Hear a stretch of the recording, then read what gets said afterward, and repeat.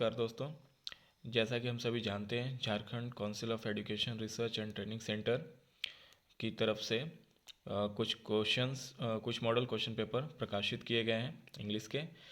तो हम पहले एक सेट कर चुके हैं, आज हम लोग दूसरा सेट करने जा रहे हैं। इस सेट में पहले हम लोग पैसेज समझेंगे, फिर उसका क्वेश्चन आंसर करेंगे। आइए चलिए आगे बढ़ते हैं। ये पैसेज हेलन केलर के बारे में। हेलन केलर एक अमेरिकन ऑथर थी जिन्होंने अपना बहुत ही बचपने में ही देखने और सुनने की क्षमता खो दी थी। Helen Keller was born in 1880 as Tuscumbia. इनका जन्म 1880 में सुकुम्बिया में हुआ था। She was only 19 months old. She had a strange kind of fever. The fever left her blind and deaf. जब ये 19 मंथ की महीने की थी तो इन्हें एक बुखार हुआ था अजीब सा, जिसके वजह से इन्होंने देखने और सुनने की क्षमता खो दी थी। Helen used simple signs to tell what she wanted. For example, a shake of the head meant no and a nod meant yes. A pull meant come and a push meant go. जो भी इन्हें बातचीत करना होता था किसी से तो ये इशारों इशारों में बात करती थी। जैसे अगर हाँ ना अगर बोलना हो तो सर को हिला करके जवाब देती थी, और अगर किसी को आने की इजाज़त देनी होती थी तो पुल करती थी किसी भी चीज़ को, और किसी को जाने के लिए कहना होता था तो पुश कर देती थी। But often she found it difficult to communicate with others. लेकिन फिर भी औरों के साथ कम्युनिकेट करने में इन्हें दिक्कत होती थी।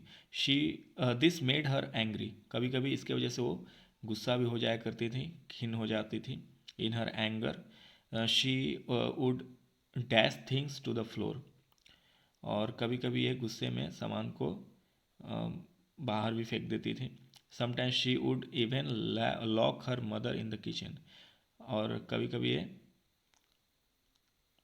अपनी माँ को किचन में बंद कर देती थी। अब आइए क्वेश्चन की तरफ आगे बढ़ते हैं। This passage is on the life of. तो ये पैसेज किसके बारे में है? तो ये पैसेज हेलन केलर के बारे में है, यानी कि बी आंसर हो जाएगा। तो पहला का बी आंसर हेलन केलर हो जाएगा। दूसरा, what happen to Helen when she was only 19 months old.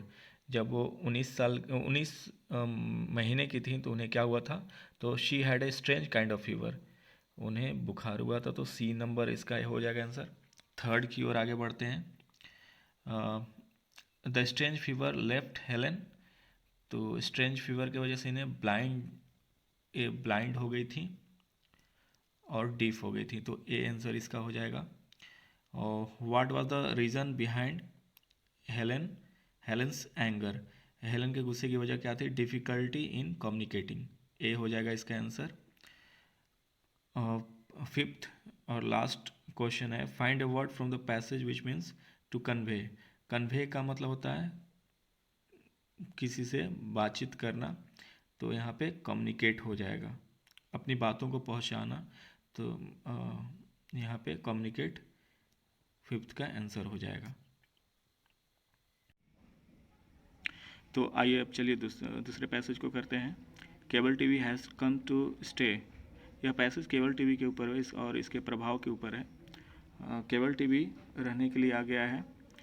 It has got a corner in most urban homes today. For some it is a symbol of a social status, for others a necessity for keeping in tune with the times. यानी कि कुछ के अधिकांश शहरी घरों में मिल जाता है, सबके घरों में। कुछ के लिए यह सामाजिक स्थिति का प्रतीक है और कुछ के लिए ये समय के साथ आगे बढ़ने के लिए नेसेसिटी है। Parents have realise that the cable has become a power in itself. अब आज के जो पेरेंट्स हैं उन्हें भी लगता है कि इसकी शक्ति बहुत ज़्यादा, ये बच्चों को बहुत ज़्यादा प्रभावित करता है। For although it is slowly wearing of the charm still remains. लेकिन अब धीरे धीरे इसका जो है क्रेज ख़त्म हो रहा है। So it is no longer a craze, it is a phenomenon. अब ये सनक की तरह नहीं लिया जाता, क्रेज की तरह नहीं लिया जाता, बल्कि ये आम बात है। The effect of cable TV on children is so strong that it can not be ignored. बच्चों पर इसका प्रभाव बहुत ज़्यादा होता है, इसको हम लोग इग्नोर नहीं कर सकते हैं। Children are often heard discussing an extra channel with their friends. School में जब बच्चे जाते हैं तो वहाँ पे कोई जो भी देख करके आते हैं या टीवी चैनल्स के बारे में, तो उसके ऊपर वो डिस्कशन करते हैं, बातचीत करते हैं। Cable TV brings a new world of share entertainment and awareness of a new culture to our homes. Cable TV जो है एंटरटेनमेंट का साधन है और साथ में ये नए कल्चर जो बच्चे देखते हैं तो उसे फॉलो भी करने लगते हैं, तो एक नया संस्कृति भी डेवलप करने में मदद करती है। It has expose the young to a foreign culture also, विदेशी संस्कृति को भी ये बढ़ावा देती है। But disturbance of academic routine, absence of sports, reading and other creative hobbies are some of the powerful problems.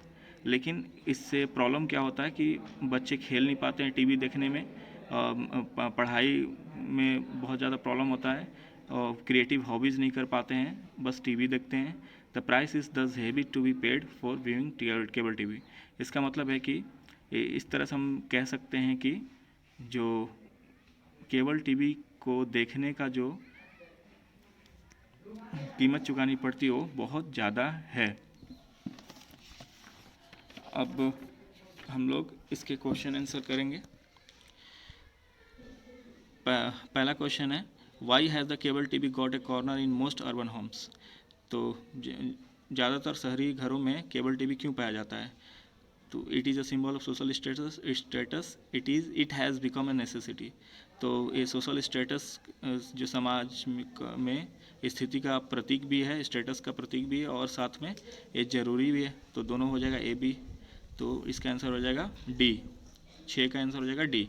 What is effect of cable TV on children, बच्चों के ऊपर केबल टीवी का क्या प्रभाव पड़ता है? तो इसका उत्तर हो जाएगा children are often heard discussing an extra channel. तो ये बच्चे जब घर में टीवी देख कर जाते हैं तो स्कूल में बातचीत करते हैं या फिर कहीं पर भी मिलते हैं तो किसी और चैनल के बारे में बात करते हैं। तो ये 7 का आंसर हो जाएगा C. What problems of viewing cable TV are mentioned in the passage. Cable TV देखने पे क्या क्या प्रॉब्लम हो सकता है? तो डिस्टर्बेंस ऑफ एकेडमिक रूटीन, हाँ पढ़ाई में दिक्कत हो सकता है। एब्सेंस ऑफ स्पोर्ट्स, बच्चे खेलते नहीं हैं। Absence of other creative hobbies, सारा ही होगा, यानी कि इसका आंसर हो जाएगा D, all of the above. 9, which word in the message means the need for something. The need for something यानी कि ज़रूरत, तो यहाँ पे नेसेसिटी है, तो 9 का हो जाएगा B. Find the antonym of ignorance from the passage. तो इग्नोरेंस का इस विलोम शब्द यहाँ पे करना, लिखना है, चूज करना है। अनदेखा करना इग्नोरेंस का होता, तो इसका आंसर हो जाएगा डी, अब्सेंस।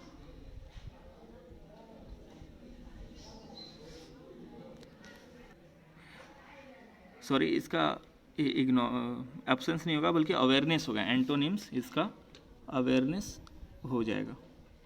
इसका 10वां का आंसर सी हो जाएगा, अवेयरनेस। तो आज के लिए बस इतना ही, धन्यवाद।